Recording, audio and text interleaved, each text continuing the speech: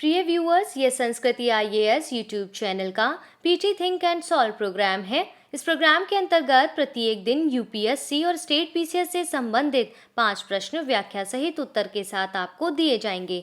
हमें आशा है कि ये प्रोग्राम आपकी तैयारी में मददगार साबित होगा। तो चलिए देखते हैं आज के अपने प्रश्नों की श्रृंखला को। पेट्रोलियम एवं विस्फोटक सुरक्षा संगठन के संदर्भ में निम्नलिखित कथनों पर विचार करें।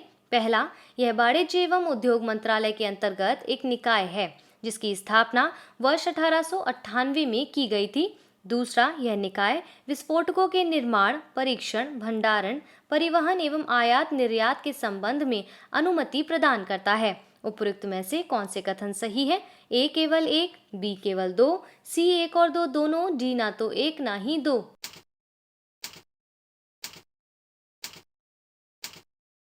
सही उत्तर है ऑप्शन सी।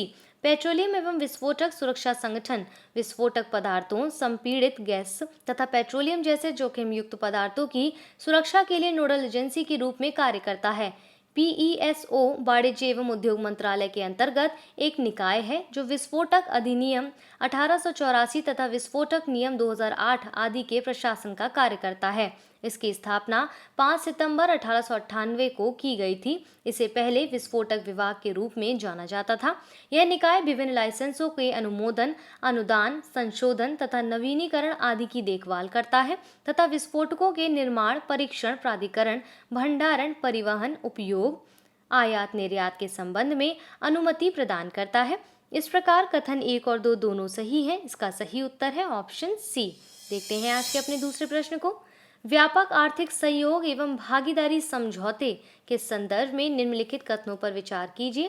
पहला, भारत एवं मॉरिशस ने फरवरी 2021 को इस समझौते पर हस्ताक्षर किए थे जिसे 1 अप्रैल से लागू कर दिया गया है। दूसरा, यह भारत द्वारा किसी अफ्रीकी देश के साथ किया जाने वाला पहला व्यापार समझौता है। तीसरा, यह देशों के मध्य व्यापार को प्रोत्साहित करने व बेहतर बनाने के लिए एक संस्थागत तंत्र प्रदान करता है। उपयुक्त में से कौन से कथन सही नहीं है? ए केवल एक, बी केवल दो, सी केवल 2 और 3, डी उपयुक्त में से कोई नहीं।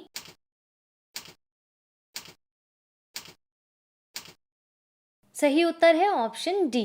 22 फरवरी 2021 को भारत और मॉरिशस ने व्यापक आर्थिक सहयोग एवं भागीदारी समझौते पर हस्ताक्षर किए थे जिसे 1 अप्रैल 2021 से लागू कर दिया गया है। यह भारत द्वारा हस्ताक्षरित किसी अफ्रीकी देश के साथ किया जाने वाला पहला व्यापार समझौता है। भारत मॉरिशस सीईसीपीए दोनों देशों के मध्य व्यापार को प्रोत्साहित करने व बेहतर बनाने के लिए एक संस्थागत तंत्र प्रदान करेगा।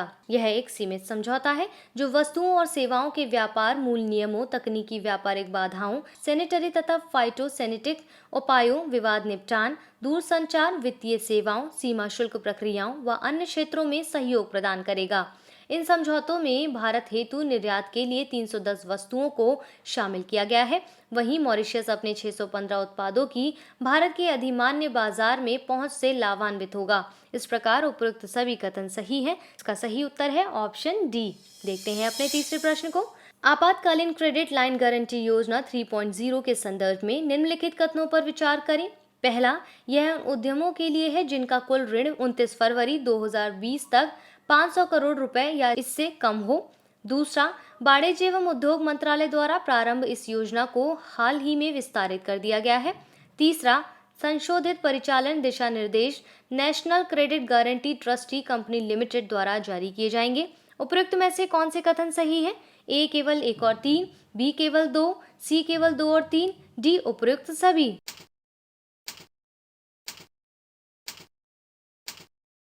सही उत्तर है ऑप्शन ए।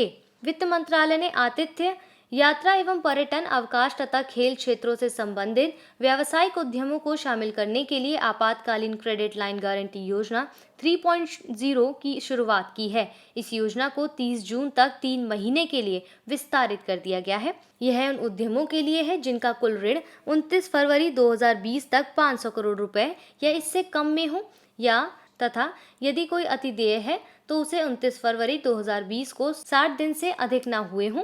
ECLGS 3.0 के तहत दिए गए ऋण का कार्यकाल 6 वर्ष का होगा जिसे 2 वर्ष की अधिस्थगन अवधि शामिल है। इसके अतिरिक्त इन योजनाओं की वैधता अवधि को 30 जून 2021 तक या 3 लाख करोड़ रुपए की गारंटी जारी किए जाने तक बढ़ाया जा सकता है। इस योजना की वैधता अक्टूबर 2020 तक की थी, जिसे बाद में नवंबर के अंत तक बढ़ा दिया गया था। इसके पश्चात नवंबर में पुनः आरबीआई द्वारा गठित केवी कामत समिति द्वारा पहचाने गए 26 तनावग्रस्त क्षेत्रों को शामिल करते हुए इस योजना को आत्मनिर्भर भारत 3.0 पैकेज के हिस्से के रूप में 31 मार्च 2021 तक विस्तारित कर दिया गया है। इसके संबंध में संशोधित परिचालन दिशा निर्देश national credit guarantee trustee company limited द्वारा जारी किए जाएंगे। इस प्रकार कथन 1 और 3 सही है, जबकि कथन 2 सही नहीं है, इसलिए इसका सही उत्तर है ऑप्शन ए। बढ़ते अपने चौथे प्रश्न की ओर। बैकाल झील के संदर्भ में निम्नलिखित कथनों पर विचार करें। पहला, यह झील रूस के दक्षिणी साइबेरिया में स्थित एक लंबी अर्धचंद्राकार आकृति वाली भ्रंश झील है। दूसरा, यह विश्व की सबसे गहरी तथा सबसे प्राचीन झील होने के साथ साथ मीठे पानी की दूसरी सबसे बड़ी झील भी है। तीसरा, इसे वर्ष 1996 में यूनेस्को के विश्व विरासत स्थल में शामिल किया गया था। उपरोक्त में से कौन से कथन सही नहीं है? ए केवल 1, बी केवल 2, सी केवल 1 और 2, डी केवल 2 और 3।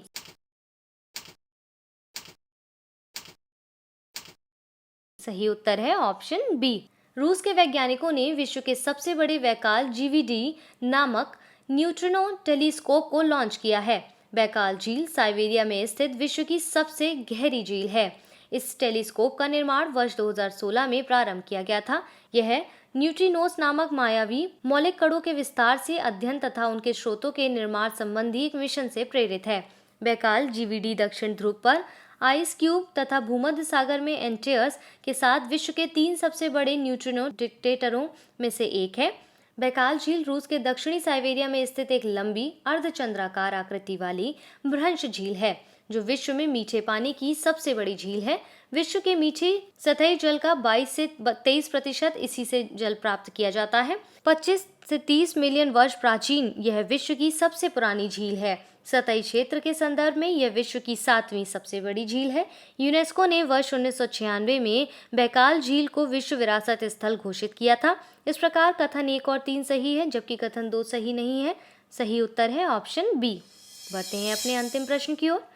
लिंगायत संप्रदाय के संदर्भ में निम्नलिखित कथनों पर विचार करें। पहला, इसकी स्थापना बसवेश्वरा ने की थी, जो 12वीं शताब्दी के कन्नड़ कवि एवं दार्शनिक थे। दूसरा, यह एकेश्वरवाद में विश्वास रखते हैं तथा वेदों की सत्ता व जाति व्यवस्था को नकारते हैं। उपरोक्त में से कौन से कथन सही है? ए केवल 1, बी केवल 2, सी 1 और 2 दोनों, डी ना तो 1 ना ही 2।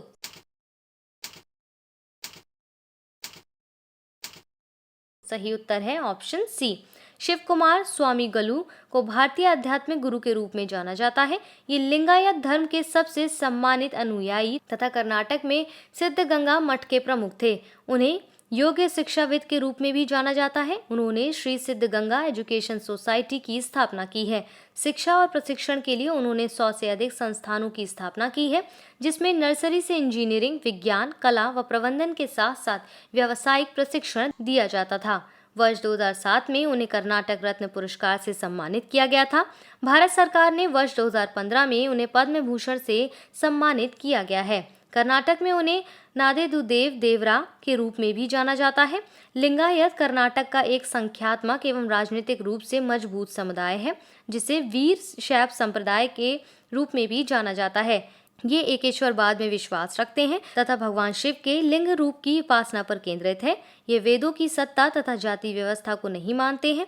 कर्नाटक में कलचुरी वंश के राजा विज्जल प्रथम के शासनकाल में बसवेश्वरा ने लिंगायत संप्रदाय की स्थापना की थी, जो 12वीं शताब्दी के कन्नड़ कवि एवं दार्शनिक थे।